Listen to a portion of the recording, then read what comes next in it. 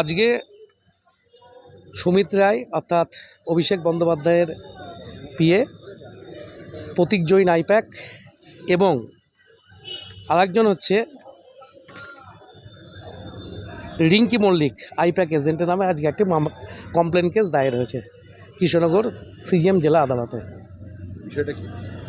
বিষয়টা হচ্ছে এই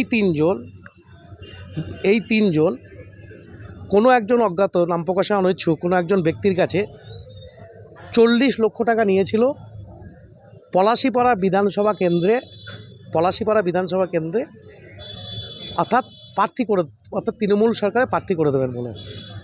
কিন্তু যখন দেখা যায় প্রার্থী লিস্ট যখন প্রকাশিত হয় তখন দেখা যায় ওই ব্যক্তির পরিবর্তে রুকমানুর রহমানই প্রার্থী হয়েছেন।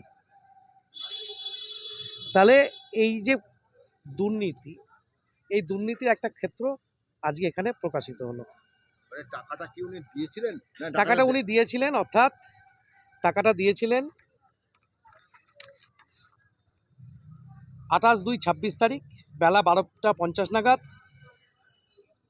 WB 20H 6033 গাড়িতে, মহিন্দ্রা স্করপিও গাড়িতে নক্ষত্র ভবনের সামনে নগদ 40 লক্ষ টাকা প্রদান করেছিলেন এবং তার যথারীতি তার এভিডেন্স সমস্ত কিছুই রয়েছে।